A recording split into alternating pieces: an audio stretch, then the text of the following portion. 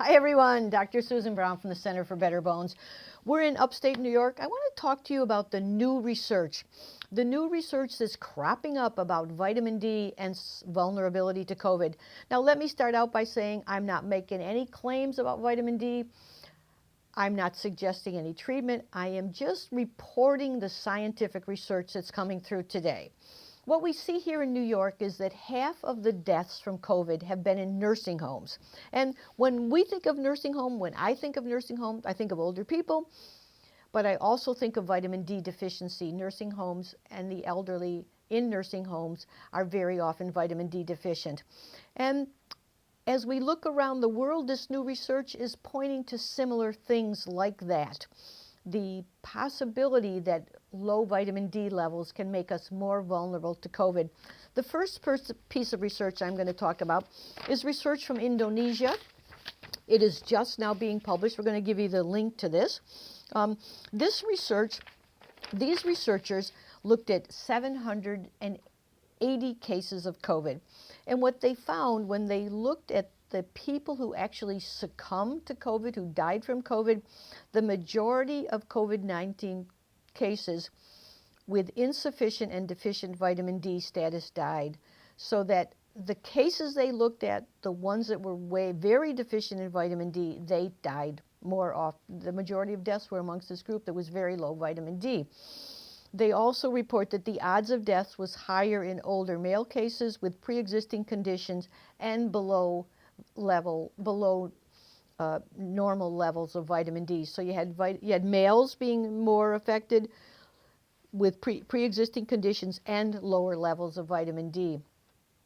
So all over, they say when they controlled for age, sex, other comorbidities, that vitamin D status was strongly related to COVID mortality. And what these researchers are suggesting is that there be more research on this topic. I think we're going to see out of this COVID crisis many types of research, understanding this virus, but understanding the human, why some people are so affected by it and why other people are less affected. And we're suggesting that it's going to have to do with nutrient status and vitamin D and hormonal status, which vitamin D is essentially a very important precursor to a hormone. Interesting study from Indonesia, which is just being published now. Another interesting study from Southeast Asia. This Southeast Asia study looked at 210 cases of people with COVID. Now, in these countries, Indonesia as well as Southeast Asia, the vitamin D levels are quite low. The average vitamin D level was 23 Ng.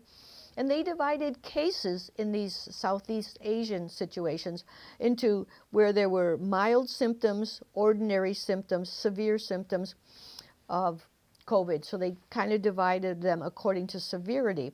And what they found is that there was a statistically significant correlation between vitamin D level and severity of the disease.